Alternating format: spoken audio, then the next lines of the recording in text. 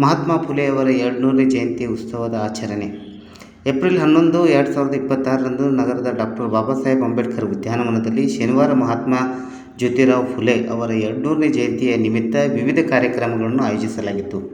ಸಾಮಾಜಿಕ ಪರಿವರ್ತನೆ ಚಿಂತನೆಗಳನ್ನು ಮುಂದುವರಿಸುವ ಸಂದೇಶದೊಂದಿಗೆ ಈ ಕಾರ್ಯಕ್ರಮ ಉತ್ಸಾಹಭರಿತ ವಾತಾವರಣದಲ್ಲಿ ನಡೆಯಿತು.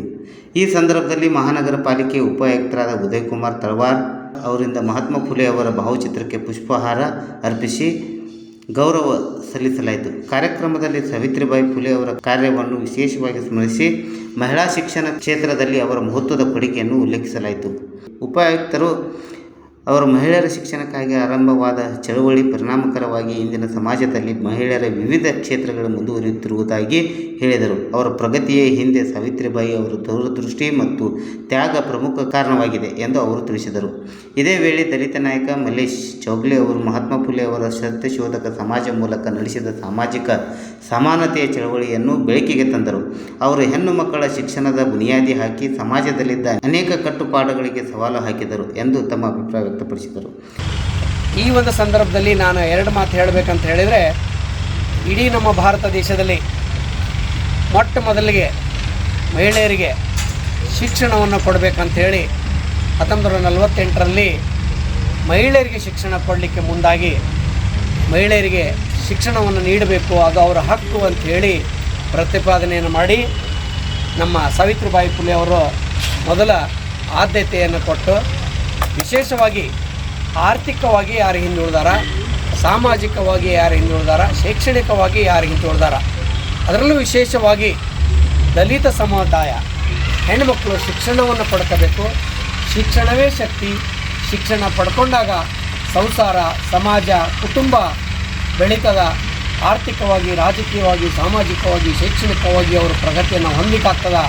ಅಂದಾಗ ನಮ್ಮದು ಒಂದು ಕುಟುಂಬ, ಒಂದು ಸಮಾಜ, ನಮ್ಮ ಒಂದು ಕಮ್ಯುನಿಟಿ ಸಮಾಜದಲ್ಲಿ ಗುರುತಿಸ್ಕೊಳ್ಳುವಂಗೆ ಆಗ್ತದ ಅನ್ನೋ ಒಂದು ನಿಟ್ಟಿನಲ್ಲಿ ಅವರು ಅವತ್ತ ಏನು ಉದ್ದೇಶ ಮಾಡಿದ್ರು ಆ ಉದ್ದೇಶ ಇವತ್ತಿಗೆ ಸಫಲತೆ ಆಗಿ ಈಗಾಗಲೇ ನಾವು ನೀವೆಲ್ಲ ನೋಡ್ದಂಗೆ ಹಲವಾರು ಅಂದರೆ ಎಲ್ಲ ವಿಧಗಳಲ್ಲಿ ಕೂಡ ಎಲ್ಲ ರಂಗದಲ್ಲೂ ಕೂಡ ಮಹಿಳೆಯರು ಪಾದಾರ್ಪಣೆಯನ್ನು ಮಾಡಿ ಉನ್ನತ ಹುದ್ದೆಯನ್ನು ಅಲಂಕಾರ ಮಾಡಿ ಎಲ್ಲ ಶಿಕ್ಷಣವನ್ನು ಪಡ್ಕೊಂಡು ನಮ್ಮ ದೇಶಕ್ಕೆ ತಮ್ಮದೇ ಆದಂಥ ಕೊಡುಗೆಯನ್ನು ನೀಡ್ತಾರೆ.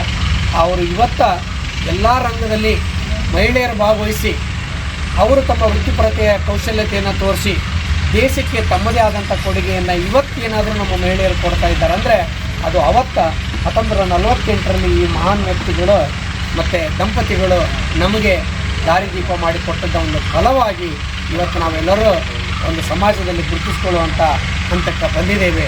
ಅದಕ್ಕೆ ಅದು ಅಲ್ಲದೆ ಅನ್ಟಚಬಿಲಿಟಿ ಕೂಡ ಅವರು ಮೊದಲು ಆದ್ಯತೆ ಕೊಟ್ಟು ಅವರಿಗೆ ನಾವು ಶಿಕ್ಷಣವನ್ನು ಕೊಡಬೇಕು, ಸಮಾಜದಲ್ಲಿ ಅವರನ್ನು ಗುರುತಿಸಬೇಕು ಅಂತ ಹೇಳಿ ಅವರು ಆದ್ಯತೆಯನ್ನು ಕೊಟ್ಟು ನಮ್ಮನ್ನು ಈ ಲೆವೆಲ್ಗೆ ತಂದಿದ್ದಾರೆ.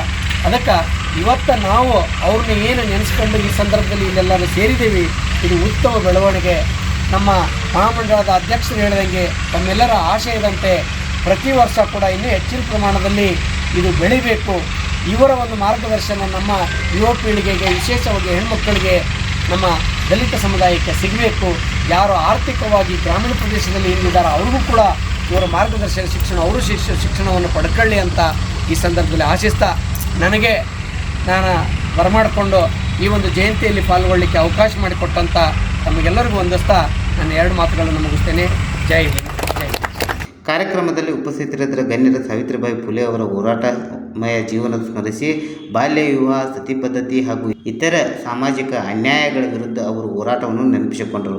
ಜೊತೆಗೆ ಪ್ಲೇಗ್ ಪೀಡಿತರ ಸೇವೆಯಲ್ಲಿ ಅವರು ಸಲ್ಲಿಸಿದ ಬಲಿದಾನವೂ ಸ್ಮರಣವಾಯಿತು. ಈ ಕಾರ್ಯಕ್ರಮಕ್ಕೆ ರಾಜು ಕಲ್ಲೆಕ್ಕನ್ನವರ್, ಸಂತೋಷ್ ಕಾಂಬ್ಳೆ, ಮನೋಜ್ ಹಿತ್ತಲ್ಮನಿ, ಆನಂದ್ ಕೋಲ್ಕಾರ್, ಯಲ್ಲಪ್ಪ ಗಾಡಿನಾಯಕ್, ದೀಪಕ್ ಮೈತ್ರಿ, ಸುಧೀರ್ ಚೌಗಲೆ, ಜೀವನ್ ಕುರ್ನೆ, ಗಜಾನನ್ ಕಾಂಬ್ಳೆ, ರಾಮ ಚವಾನ್, ಸುಬ್ರಹ್ಮಣ್ಯಂ ಕಾಂಬ್ಳೆ, ಸದೀಪ್ ಕೋಳ್ಕರ್, ಅಂಬರೀಶ್ ಜಿಸಿ, ಸಾಗರ್ ಚೌಗಲೆ ಸೇರಿದಂತೆ ಅನೇಕ ಗಣ್ಯರು ಉಪಸ್ಥಿತರಿದ್ದರು. ವರದಿ ಪಂಚಾಯತ್ ಸ್ವರಾಜ್ ಸಮಾಚಾರ.